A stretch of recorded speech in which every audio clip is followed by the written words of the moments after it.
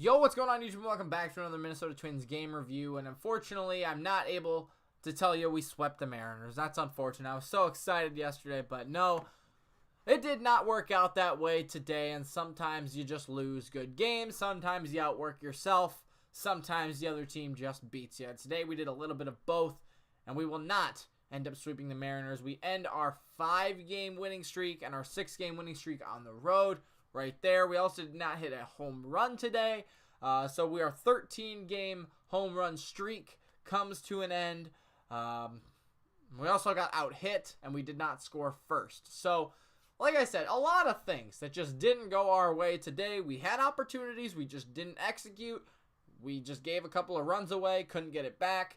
And it happens sometimes. Like I said, it's baseball. But from these situations, you have to look at, what did we do right? What can we fix in the future? What situations did we get ourselves in that we can change? Because obviously when you lose baseball games, there's a reason why. So, there's little things that can happen that can change the whole outcome of the game. But, you just got to figure it out for next time. So it's the biggest thing I can tell you about today. But let's go through it.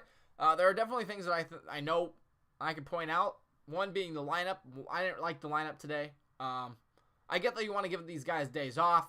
It's understandable. What is it, a Sunday? Most of the guys rest on a Sunday. And Seattle, I think, rested their guys a couple days ago when whoever else was pitching. I don't know at the time. They were off sequence of when we rested guys. So when we rested our guys, they had their good lineup out there, their full lineup. So it just happens like that sometimes. And like I said, they just outworked us. We outworked ourselves, and it happens. So let's go through it. We'll talk about the batters in 1 second, but going through the box score, we lost 7-4.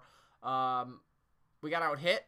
We scored 4 runs on 7 hits. They scored 7 runs on 11 hits. They also had 2 errors, which really helped us get back into the ball game. But, when you turn around and give up 3 runs in the 5th inning, right after we score 3 runs, it doesn't help us. And they scored a run in the 4th, which probably, maybe got Gibson a little uneasy. He doesn't pitch behind a lot. Our pitchers have been very well at keeping the team at 0 and letting us score first. But hey, we didn't score first, or we did not score until the 5th inning. Usually we're in the 1st, 2nd, or 3rd inning we score. So just happens like that sometimes. But let's go to the pitching. Gibson is 4-2, and Kikuchi is 3-1. Kikuchi, a great pitcher from Japan, very similar to Ohtani. They're very good in Japan. They came up about the same time. I think Kikuchi is Kikuchi a rookie? I don't think so. Maybe he is, maybe he's not. I'm not familiar with Seattle, so I guess I'm not sure. But he's a good pitcher, and they were talking about that in the booth. He's got some good stuff, and Seattle had their greatest bullpen performance of the week so far. They've really shut us down, but it just happens sometimes. That's what I'm just gonna keep saying, because you do lose 60 games out of 160 easily. Even the best teams. What did I think Boston went 108-54, and that's a great team. That's a great team, right? That's not the Twins. So I still think if the Twins can win, 90 games, and I said 92 games at the beginning of the season, they still lose how many times? 60 times. So it happens, right? 70. Would it be 70 times? I don't know. I'm not good at math, but you know what I'm saying, right? So I think it would be 70. They're still gonna lose 70 times. It just happens. So let's go to the pitching. Gibson pitched 6 innings, and they weren't bad innings. He gave up 9 hits, 4 earned runs, and struck out 6. That's not a bad performance. It's not great. More of mediocre performance. We haven't seen great performances from our pitchers lately, and I think it's because we get through the first couple of innings. We're very solid through the first time in the rotation. Very, very solid. I don't know how many runs we've given up, the first time through the rotation. But then when we start to get in the 4th, in the 5th, and when we start to see the rotation, the players start to see the rotation too, the 3rd time, it just seems like we kind of hit a wall in that 5th inning or 6th inning, wherever we need to. Look at when they scored. So they scored a run in the 4th, and they took the early lead. We came back in the 5th. We did fine. We got the lead, but then we gave it right back to him. We just hit that wall in the 5th inning, and he gave up 3 runs. The lead was again gone, and it just we just hit that wall, and it happened to Barrios last night. I mean, he got through the first 3 innings with literally like 1 hit. It was like an Edwin Encarnacion double and maybe a couple others. There might have been 3 hits before that, the big inning that happened. And they were all like little tiny singles that just went through the gap, and then Edwin Encarnacion's double, I believe, or maybe that was even Perez's night. I don't know, but I'm getting a little confused here. The late night games are a struggle for me, but you know what I'm saying is they got all through the first 3 or 4 innings, and then just boom, hit that wall. Gibson did that.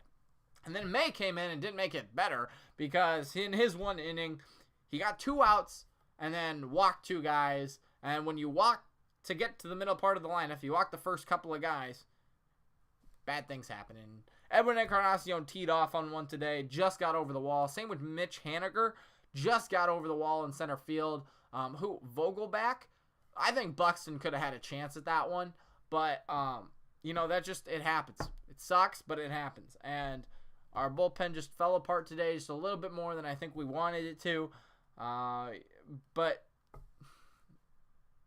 you just got to learn from it. I mean, that's basically what you got to say. You got to say, okay, look back at those pitches and say, can't throw that fastball. And that's what I think. Another thing is, before I get off of this pitching topic and we go on to the hitting, it just seems as if Gibson threw too many balls over the middle of the plate. His like 2-seamer, I think it's a 2-seamer, just came right back over the plate into Vogelback's swing, into who else hit the home run? I think it was Haniger.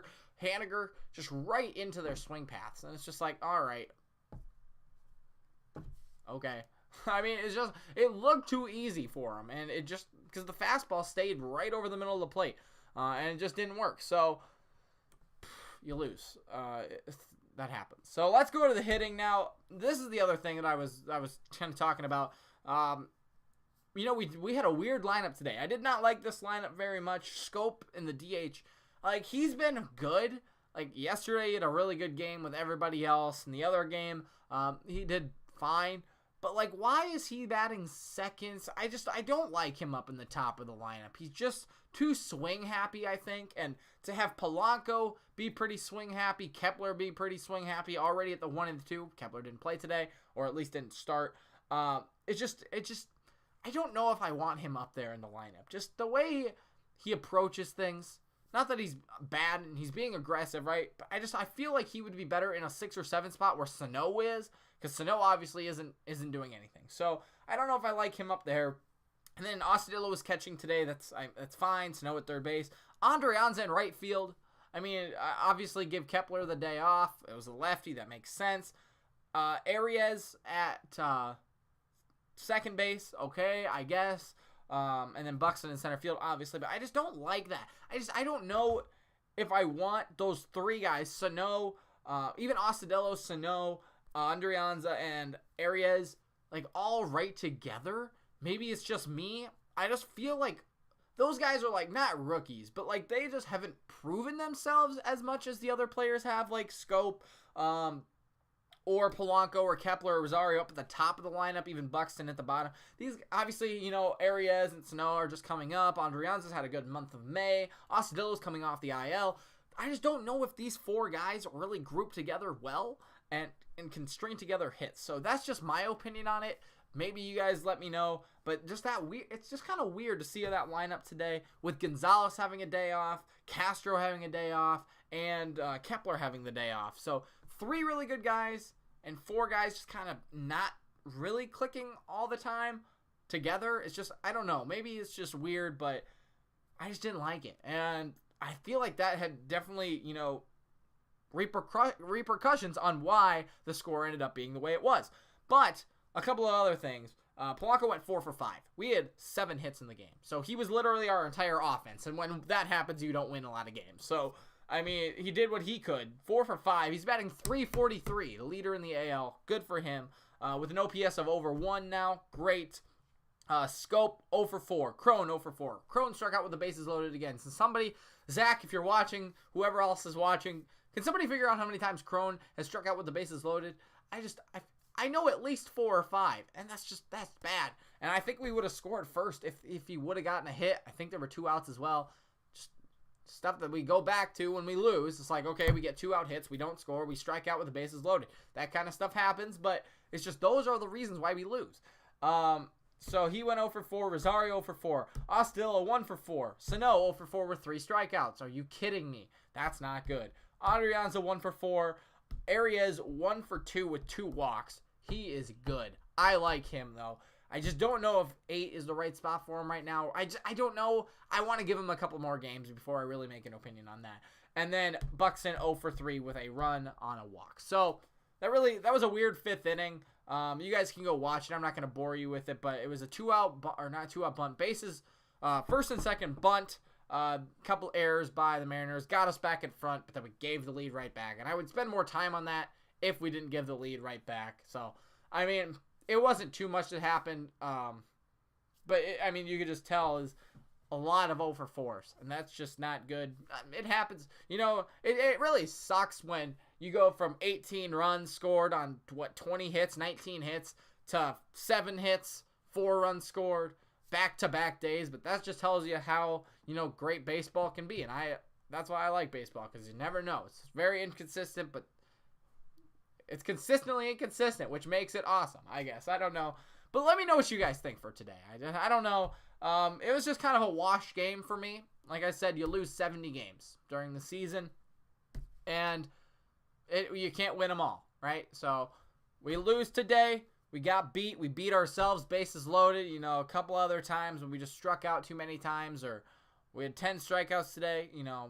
Stuff happens. So I don't know. Let me know what you guys think, though, about this game. We move on to the Angels. The Angels, again, that'll be a tough couple of games. We'll have a series preview on it, of course, tomorrow, but it'll be fun. And hopefully we can get a couple more wins. So good series win, though, over the Mariners. And we will just take our momentum from the series into the Angels.